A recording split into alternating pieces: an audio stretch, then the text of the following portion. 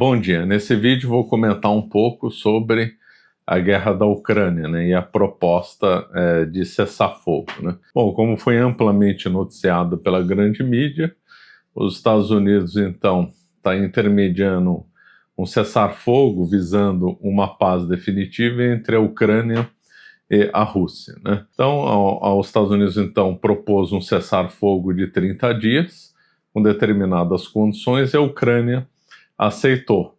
Aí, então, a bola passou para o campo da Rússia, né? Vamos contextualizar um pouco. A guerra já tem um pouco mais de 3 anos, a guerra foi um fracasso para a Rússia, embora os russófilos, pessoal fã do Putin, vai negar que não, mas foi um total fracasso, né? Olha o tamanho da Rússia e o tamanho da Ucrânia. A Rússia, então, invadiu em fevereiro de 2022, nessa época a Ucrânia não estava contando com apoio europeu nem com apoio americano, e eles conseguiram então repelir um avanço russo, principalmente em Kiev, que era fundamental para uma vitória russa em nível amplo, né, ou não. E os ucranianos conseguiram repelir então esse avanço russo lá em Kiev, né, e conseguindo então evitar que a sua capital fosse tomada. Aí depois vieram os auxílios europeus e americanos, e realmente a Ucrânia só está sobrevivendo na guerra por causa desse auxílio europeu e americano. Porém, no começo da guerra, os ucranianos demonstraram uma grande força e grande valor, né, que surpreendeu muito lá os russos, né. Então, a Rússia, pelo tamanho, uma suposta fama de ter equipamentos espetaculares, uma suposta fama dos seus soldados invencíveis, etc., um monte de lenda que é contada em cima da Rússia, não conseguiu vencer a Ucrânia em semanas, né, conforme muitos analistas esperavam, e nem em meses, conforme outros analistas também esperavam, né. Então, foi um fracasso. Outra prova do fracasso russo em vencer a Ucrânia foi que eles tiveram que pedir auxílio da Coreia do Norte, né. É assim, uma coisa completa, só rindo, né. O país para pedir auxílio da Coreia do Norte é que está em desespero completo. E a Rússia pediu auxílio da Coreia do Norte, também foi um fracasso os soldados norte-coreanos na frente de batalha.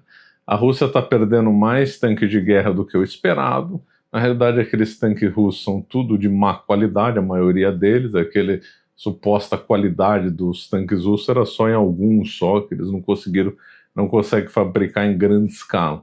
A Rússia é assim, ela consegue fabricar alguns modelos espetaculares, tanto de aviões, tanques, outras coisas, mas não consegue dar escala para isso, né? A escala fica sempre num nível mais básico, né? Se você quer comprar prata para proteger os seus investimentos ou para diversificar, ou ainda para virar um colecionador de moedas como essa, invista na Morgantes Metais. O link está abaixo. Use o cupom CARAVELAS para obter um desconto. E nessa guerra, toda guerra é triste, tem gente morrendo lá, a gente foi obrigada a gente que perdeu tudo, então a guerra é triste, todos nós estamos rezando pela paz, que fique claro, né? Mas que também fique claro que a Rússia é a potência que invadiu, ele é um invasor, e a Ucrânia tinha obrigação de se defender, isso é claro, a Rússia estava lá, invadiu a Ucrânia e acabou. Aquelas velhas desculpas, né? Nossa, o pessoal ainda insiste, aquele negócio de desnazificação, uma coisa ridícula, né? Aquele negócio, as alegações de desnazificação da Ucrânia. Quem que acreditou naquela história? Outra, que a OTAN era ameaça para a Rússia. A OTAN não estava interessada em invadir a Rússia, a OTAN estava morrendo. O Macron reconheceu que a OTAN estava morrendo em 2001 ou 2002, ele deu essa declaração antes do começo da guerra. Quer dizer, ali não tinha ameaça nenhuma para a Rússia. E depois, se a OTAN fosse ameaça para a Rússia tinha que invadir a Finlândia entrou para a OTAN também. Quer dizer, uma desculpa esfarrapadas, né? Outra com questões históricas. Bom, se for por questão histórica, a Itália teria que reclamar boa parte da Europa, porque o Império Romano dominou a Europa. Quer dizer, são alegações completamente delirantes. O fato é que o Putin se pensa como um grande czar, um grande conquistador. Ele quis, então, invadir lá e aumentar o que, na visão dele, deveria ser o Império Russo, né? Umas visões megalomaníacas, muito influenciada pelo Dugin, que, por sua vez, alinhado com as teses lavófilas do século XIX, né? Então tem uma longa história da Rússia como querendo ser a terceira Roma, como uma nação messiânica, né? Querendo transformar, querendo ter a liderança no mundo, né? Não é só a Rússia que pensa assim, os Estados Unidos também pensam pelo Destino Manifesto, as nações europeias em determinados momentos do passado também, a China agora tem um projeto ambicioso, não é só a Rússia que tem, mas a Rússia historicamente tem isso já faz tempo, né? Então essa invasão, a Rússia foi a invasora, e depois tem uma turma que fala que Rússia é conservadora, né? Rússia é tão corrompida como qualquer outro país do Ocidente. Lá tem aborto. Como é que o país é conservador se permite o aborto? Um dos países que mais faz aborto no mundo já há décadas. Como é que o país é conservador, né? Lá os jovens não estão interessados em casar, são materialistas como qualquer outra nação ocidental. A gente tem que engolir que eles são conservadores. É triste católicos defenderem a Rússia, porque a Rússia tem um histórico de perseguição ao catolicismo. A Igreja Ortodoxa Russa e os governos russos historicamente odiavam e odeiam o catolicismo. Seria plausível e possível esperar, vamos supor que a Rússia dominasse a Ucrânia inteira, os católicos provavelmente iam ser perseguidos, porque esse é o histórico da Rússia, perseguir a religião católica. Durante muito tempo foi assim. Pouco antes da Revolução Russa, a perseguição aos católicos acabou, e houve um florescimento do catolicismo na Rússia, mas foi exceção dentro da história da Rússia, né? A Rússia aderiu, como era ligada ao mundo grego, ela aderiu ao cisma de 1054, que separou a Igreja Ocidental da Igreja Grega, né, um grande cisma do Oriente. Depois, mais para frente, a Rússia, então, acabou se separando da Igreja de Constantinopla, a Igreja Grega. E aí veio todo aquele mito da Terceira Roma. Então, os grandes visionários lá da Rússia, muito influenciados por ideias esotéricas, falavam: a primeira Roma falhou, a segunda Roma falhou, então agora cabe à Rússia não falhar, né? Então, quer dizer, umas visões completamente delirantes que alimentam aí a Rússia, né? Bom, essa guerra, além de ter causado morte, uma desgraça completa, também causou muita imigração de russos. Quem pôde ir lá fugiu. Quer dizer, o Putin está longe de ser um grande líder. Ele, na realidade, está traindo a Rússia, está estragando o futuro da Rússia. A Rússia estava bem, com acordos muito bons na área da energia, principalmente com a Alemanha, né? Estava crescendo, e aí, de repente, começa uma guerra completamente criminosa, que está devastando a economia russa, que obrigou muitos russos a imigrarem. É um verdadeiro, assim, absurdo. A Rússia já está com problemas de crescimento demográfico, né? A população da Rússia, na realidade, está caindo, e essa guerra só está agravando isso. Quer dizer, uma coisa completamente sem sentido e horrorosa que o Putin fez, né? Aliás, a Rússia está sobrevivendo economicamente por causa dessa gordura que eles acumularam durante os bons anos, né, que a Rússia ganhou dinheiro vendendo gás para a Europa, fazendo outros acordos. E também a Rússia é muito rica em petróleo, em minério, e consegue vender por outros canais, né? Mas vai ter uma hora que a coisa vai piorar, e vai piorar ainda mais. Já está ruim lá para os russos, mas pode piorar mais se a guerra se prolongar, né? Bom, agora vamos voltar mais aqui próximo. Trump assumiu o governo dos Estados Unidos com a ideia fixa de terminar com a guerra da Ucrânia, né? Então ele tinha que terminar, tinha que cumprir essa promessa. Então começou conversa para lá, conversa para cá, teve aquele incidente desagradável no Salão Oval da Casa Branca, teve aquele bate-boca do Zelensky, né, que permitiu mais de uma interpretação, e aí o Zelensky ficou muito acuado, né, porque aí cessou o auxílio da inteligência americana, cessou o auxílio de enviar equipamentos para a Ucrânia. Aí o Zelensky falou assim: bom, eu tenho que aceitar qualquer proposta americana, senão eu vou perder a guerra.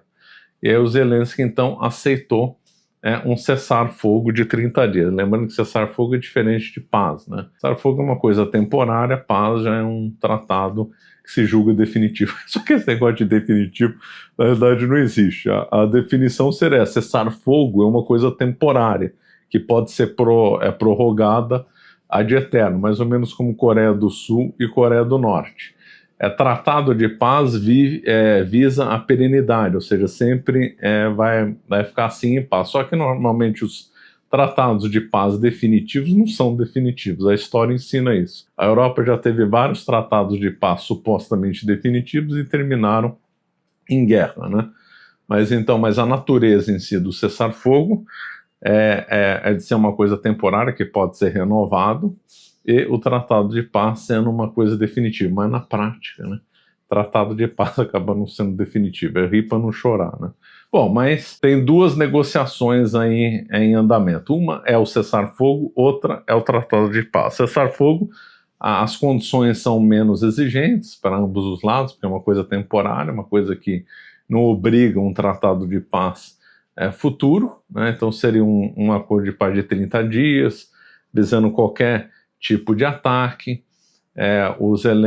Dentro dessa negociação, as crianças que foram levadas para a Rússia vão retornar para a Ucrânia. Aliás, um tema que os russófilos e gente pró-Putin negava, né? Não, mentira, essa história de criança levada da Ucrânia para a Rússia. Agora a gente vê que é tudo verdade, né? Então envolve condições menos exigentes, menos exigências para um cessar-fogo. O Zelensky não teve outra opção a não ser aceitar esse cessar-fogo. E o cessar-fogo nesse momento para a Ucrânia seria muito importante, porque a Rússia está numa ofensiva na região de Kursk. Então seria um mês, vamos supor que o cessar-fogo só dure um mês e depois voltem a guerrear.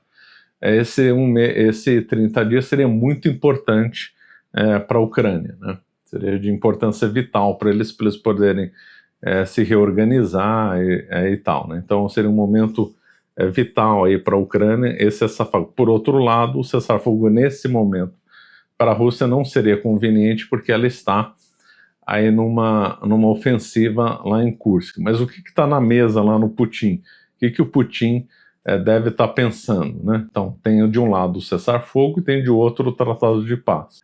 Quando eu vi as notícias da resposta do Putin de ontem, teve analistas que falaram: Putin rejeitou o cessar-fogo. Outros analistas dizem: o Putin aceitou o cessar-fogo, mas com condições. É o famoso sim, porém não, né? Aceito, mas não aceito. Ou seja, ele disse que a ideia de cessar-fogo seria interessante desde que determinadas condições sejam cumpridas e que deveriam ser vistas com cautela, o que incluiria fiscalização, né, se realmente o cessar-fogo está sendo cumprido, talvez a retirada de tropas da região de Kursk inicialmente, e mais algumas outras condições que a gente não sabe, porque todo nível de discussão tem em cima da mesa e embaixo da mesa. Em cima da mesa é o que é divulgado pela Ucrânia, pela Ucrânia não, pela mídia, né? Em cima da mesa é o que é divulgado pela grande mídia. Embaixo da mesa são aqueles acordos subterrâneos, aqueles adendos, aquelas propostas que não podem ser divulgadas pela grande mídia. Toda negociação tem em cima da mesa e embaixo da mesa. Embaixo da mesa a gente, obviamente, não sabe o que está sendo negociado ou tramado. Em cima da mesa a gente sabe que é o que é divulgado, né? O fato é que tem um emissário atual, nesse momento ele deve estar lá na Rússia já negociando com o Putin, né? O Putin, então, está olhando a questão sobre 2 ângulos. Se eu aceito o cessar-fogo, eu fico bem com os Estados Unidos, os bens russos congelados podem ser descongelados, nós podemos ter acesso às terras raras da Ucrânia, etc. e tal. Porém, se eu recuso, se eu aceito o cessar-fogo, também fico mal, talvez, comigo mesmo, porque eu queria conquistar a Ucrânia, agora estou cedendo, mas também se ele também não aceita o cessar-fogo e o Trump cumpre a ameaça de fazer um aperto financeiro na Rússia mais violento e enviar mais armamento para a Ucrânia, pode complicar o lado da Rússia. Então Putin nesse momento deve estar ali numa corda bamba, há muitos prós e contras do ponto de vista da visão russa, né? Há pontos positivos em ele aceitar um cessar-fogo e partir por uma negociação de paz agora, e há pontos negativos, e também há pontos positivos e negativos se ele negar o cessar-fogo agora e postergar as negociações de paz, né? Então a coisa está se equilibrando numa corda bamba, né? Por outro lado, conforme eu falei, tem negociações do cessar-fogo, também tem negociações de um tratado de paz. Em relação ao tratado de paz, são aquelas exigências que a Rússia já tinha feito lá atrás, que era ficar com 20% do território da Ucrânia, que é mais ou menos a zona que tá a guerra, né, ficar com 20% do território da Ucrânia, exigir que a Ucrânia não pertença à OTAN, que a Ucrânia fique desmilitarizada ou que seja diminuído o poder militar ucraniano e que ela fique neutra entre Ocidente e Rússia, e uma quarta condição, que o Zelensky caia fora. Então é mais ou menos essa a exigência russa para um tratado de paz definitivo, né? O problema é se os Estados Unidos aceitarem as condições da Rússia, né? Vamos supor que os Estados Unidos agora, nessas negociações que vão durar aí, já começaram, os Estados Unidos aceitam as condições russas de uma paz e obriga a Ucrânia a aceitar essas condições de paz, ou seja, obriga a Ucrânia a entregar 20% do território, a não entrar na OTAN e a se desmilitarizar e o Zelensky cair fora. Aí quem vai ficar numa saia justa e quem vai ficar andar na corda bamba vai ser a Ucrânia, né? Porque se ela aceitar essas condições, ela vai perder 20% do seu território, vai perder em parte sua soberania na questão militar. E, porém, se ela não aceitar, os Estados Unidos podem cortar toda a ajuda e aí talvez a Rússia vença a guerra, né? Aí dentro desse nível de negociação também está a Europa, né? Está se movimentando bastante. Os principais movimentos nesse último dia estão centralizados na Polônia, do ponto de vista militar. A Polônia vai aumentar, então, o investimento na área militar de 5% do PIB, altíssima exigência na OTAN, sugestão na OTAN é 2%. A Polônia agora passou uma lei que vai obrigar toda a criança a treinar com arma de fogo na escola.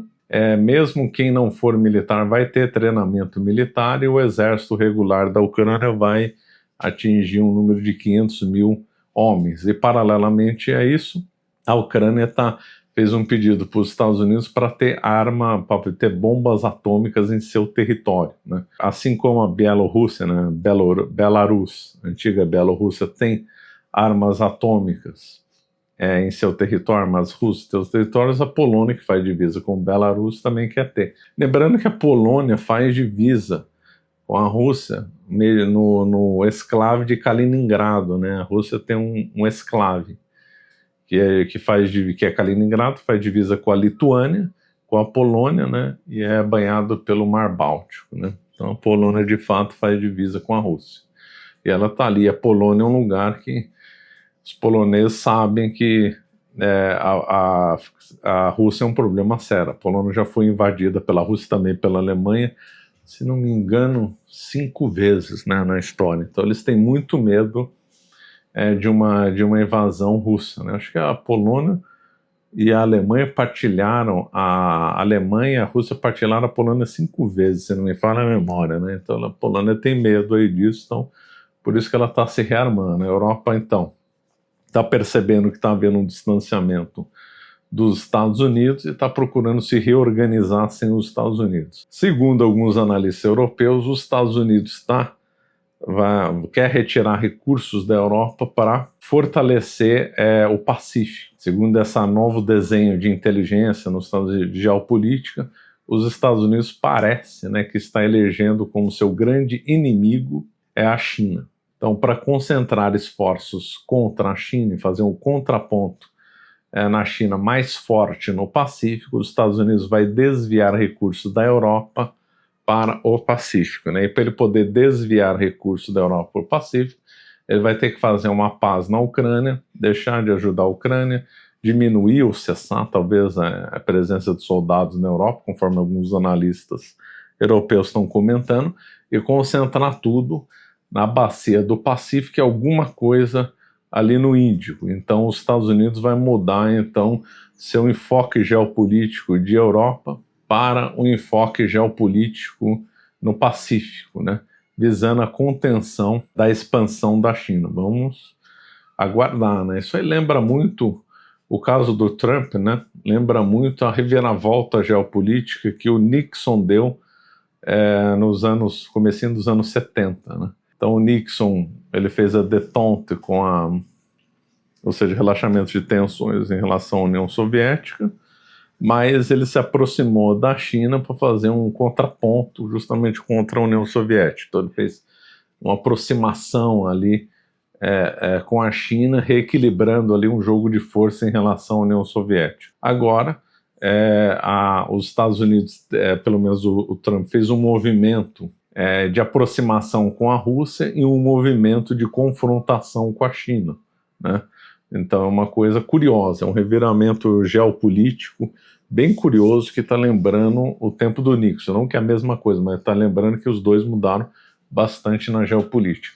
E se o Trump e os Estados Unidos realmente distanciarem para valer da Europa, vai ser a maior mudança, então, desde o tempo do Roosevelt, né? É impressionante se continuar assim, né? A gente não sabe, ninguém sabe o que vai acontecer no futuro, mas se continuar assim, o reviramento geopolítico dos Estados Unidos vai ser o maior desde o tempo do Roosevelt, né? Para quem quer entender melhor os jogos da Guerra Fria, tem o meu livro, né, e também tem o curso na Escola Caravela. Então, na Escola Caravela nós temos vários cursos, incluindo da Guerra Fria. Eu também tenho meu livro sobre a Guerra Fria, já que o mundo de hoje está lembrando, né, umas coisas aí da Guerra Fria. Infelizmente está lembrando, né, porque as tensões aumentaram, né, tem uma crise econômica aí no ar, né, então as coisas aí estão complicadas, né. Bom, vamos aguardar, ver como é que vai ser o andamento das negociações dos Estados Unidos com a Rússia. Esperamos que a paz seja alcançada, porque guerra é uma tragédia, é morte, é devastação, é gente que perde tudo. Então a guerra não é bonita, a guerra não é interessante, então o melhor mesmo é ter paz. Rezemos aí na intenção para que a paz seja alcançada lá. Bom, vamos ficando por aqui. Obrigado.